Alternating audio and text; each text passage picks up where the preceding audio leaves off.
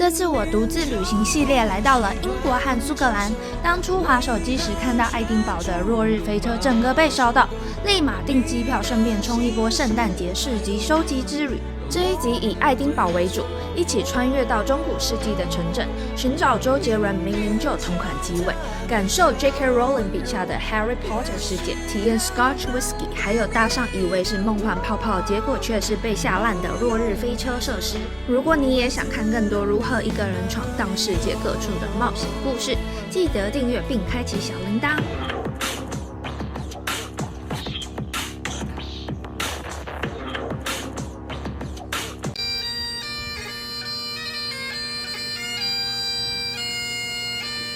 一抵达市中心，就有种进入中古世纪的感觉。这次饭店选择住在 Fraser Suite Edinburgh， 除了该有的东西都有之外，厕所备品是欧舒丹的，就直接再加10分。So, I'll hand you over to the spirit of whiskey.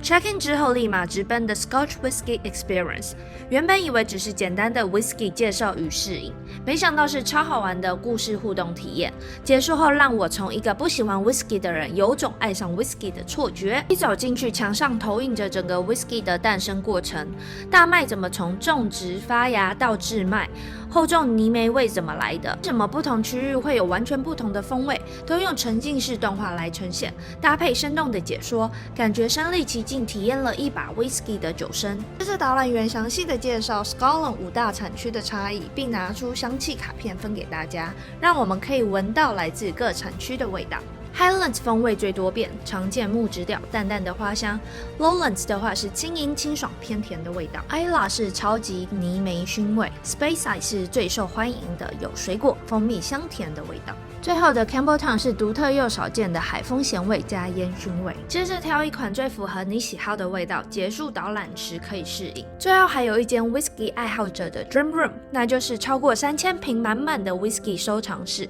喜欢 Whisky 的人千万不要错过这个 Scotch Whisky Experience 体验。结束喝酒行程后，肚子也饿了，晚餐选择了 Google 上超高评价的 Fish and Chips 餐厅 Bertie's Popper。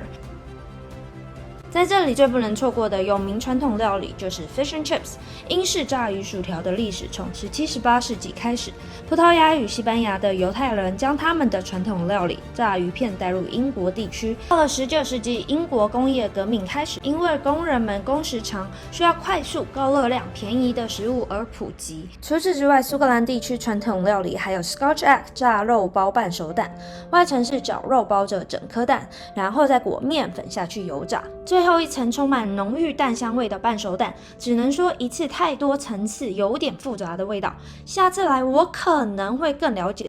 以前爱丁堡是被城墙包起来的城市，里面住满着商人、骑士、贵族，街道窄到不行，层次堆叠的很像拼图一样，所以你常常会看到上一秒你在1楼的街道，但下一秒旁边的建筑物就变成4楼。这里有名逛街观光街道就是 Royal Mile 皇家里大道与 Cockburn Street， 除了有不同特色小店可以逛之外，还有许多餐厅可以吃吃喝喝。今天先走 Cockburn Street， 路上的弯道、不同的角度、中古世纪的建筑，整个超级漂亮，超级好拍照。对了，这次带了新开箱的 Meta 与 Ray-Ban AI 眼镜，希望可以拍到更多解放双手的视角。早餐就去网络上有爱丁堡最美窗景之称的 The Wall Coffee and Design House， 一进去就幸运得到窗边的沙发区。不过老实说，面包皮有点干，窗景也是这条街上有咖啡厅窗边的话都会看到的中世纪漂亮街区，所以我觉得可以略过。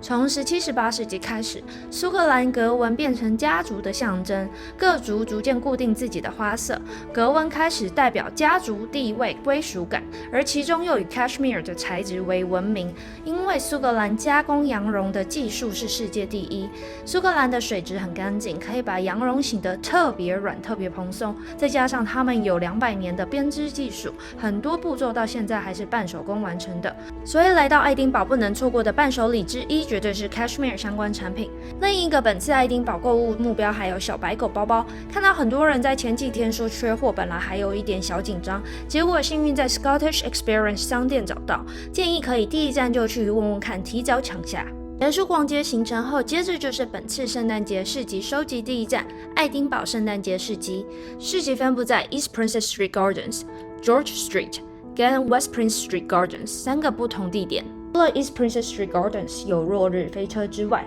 Waverly Bridge 超厉害拍照机位就在旁边，距离老城区也是非常接近。这时候必须搭配旅拍，常常旅拍后都开始升级加入录影功能，把各种美好的当下一起记录下来。本来以为的落日飞车视野就是浪漫城市搭配漂亮夕阳，从高处拥抱整座中世纪古城。在排队的时候，一阵一阵的尖叫声从天空落下来。本来还想说，身为游乐设施高手，对我来说应该很简单吧。结果上升高度越来越高，风忽然变得又冷又快，有种不妙的感觉开始袭来。本来以为自己可以优雅拍片，结果完全被吓烂。最夸张的是，我居然忘了带手机绳，整趟很认真的抓紧手机，但还是称赞一下自己，我跟手机都有安全落地。不过这一切的惊吓都太值得了，看着灯光渐渐亮起，俯瞰整座爱丁堡，脚下的世界变得好不真实。接着不能错过的就是市集内的食物与小商店，尤其是热红酒，直接让刚刚被冷风吹爆的冰冷身体暖和起来。如果对爱丁堡市集也有兴趣的话，可以笔记一下，这2年的时间都是从11月15号到隔年的1月4号，每一年开始与结束的时间都差不多，有机会的话可以提前安排起来。结束后来到爱丁堡的 Speakeasy， 外面长得像是一间复古理发店，结果一开门，走下楼梯，推开书柜，直接走进了 The World's 50 Best Bar 的第30名酒吧。Panda and Sun 之所以那么特别，是因为他们背后有一间调酒实验室，一共有4种不同的技术，从 Switching 把酒的风味换掉， Suppression 用压力把香气推进酒里， Freeze Drying 把食材干燥变成最浓缩的香味，与 Frozen Delight 做出像酒精版甜点的质地。这就是澄清技术，把所有原本会混浊的果汁或奶变成完全透明，味道反而更浓更干净。来到这边喝酒就像是参加了一个小型魔法表演。我觉得它刚开始喝进去就是苦苦的，因为它上面加了那个柠檬，所以说就整个是柠檬味，就会让人觉得好像跟一般的调酒差不多。但当柠檬掉下去之后，哇，整个喝起来莫名的很像那种叫什么 cotton candy 那个棉花糖的感觉，好烦。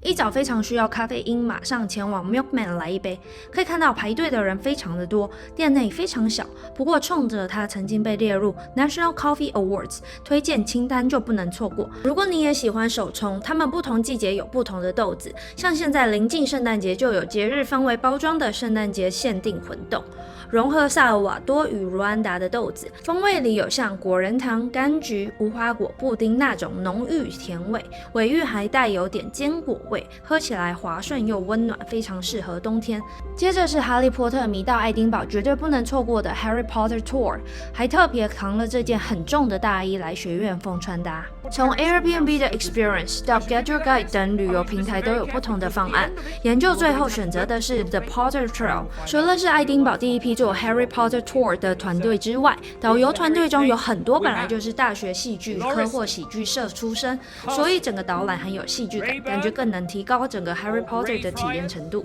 首先从 Greyfriars Courtyard 墓园开始，是爱丁堡最古老的墓园之一。J.K. Rowling 在爱丁堡写作时间很长，在这一带活动。当他需要灵感的时候，就会来这个墓园散步、看名字、发呆。像是墓园里真的有块墓碑写着 Thomas Riddle 伏地魔的名字。除此之外，麦教授、疯眼 Mardy 还有魔法部长的名字皆源自于此。在旁边的 George Heriot School 则是霍格华兹建筑设计灵感。过马路的时候，体验了一把念咒语把红灯变绿灯的魔法世界。导览人也是很努力的记得红绿灯转换描述。马路的对面就是 J.K. Rowling 创作 Harry Potter 的 Elephant House Cafe。虽然原始店面已经关闭整修，在外面观看还是有一种亲临当初写作现场的感觉。这里是哈利波特的纪念品店，然后我们继续走，这边是斜角巷的原型。刚刚我身后排队的队伍就是在排哈利波特的官方纪念品商店，在斜角巷的另外一个可以打卡的地方就是 Elephant House Cafe 的零食地点，在这里可以体验一下魔法世界的饮料奶油啤酒。有兴趣的话，可以到 The Potter Trail 官方网站订票，时间大约90分钟，完全不收费，只在导览结束的时候收取小费。建议可以多给一些支持他们的团队，因为他们真的讲解的生动有趣啊。昨天逛完 Cockburn Street， 今天逛街主导 Royal Mile， 沿路都是以纪念品商店、手工艺、苏格兰条纹相关产品、Whisky 为主。爱丁堡必买伴手礼这边可以一条通通完成。今天本来是打算跟猫头鹰拍照，没想到它居然休息，实在太可惜了。看来只要看到它的时候，就要把握机会拍起来。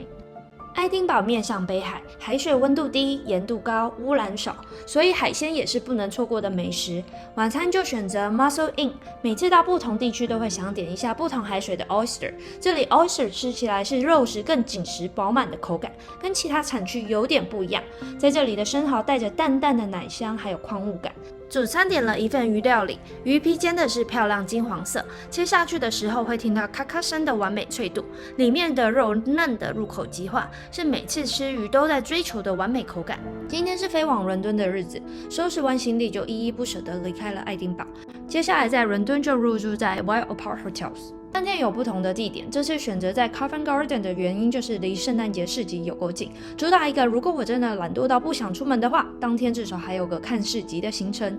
另外饭店距离 National Gallery 还有到 South Bank Center 看另外一个圣诞市集都不远，而且附近就有鼎泰丰，对于思念家乡口味的我来说，整个直接加10分。我们进入到我们的睡觉地方。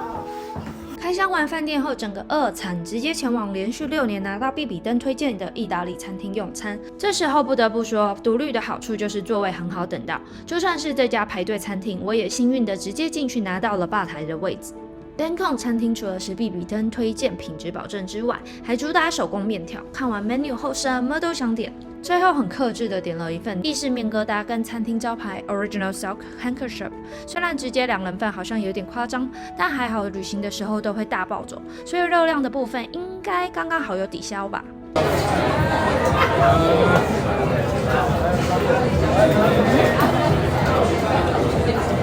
杏鲍菇，然后酱是瓜牛酱跟南瓜酱，然后跟一个蔬菜，我觉得这个蔬菜炸得很酥脆哦。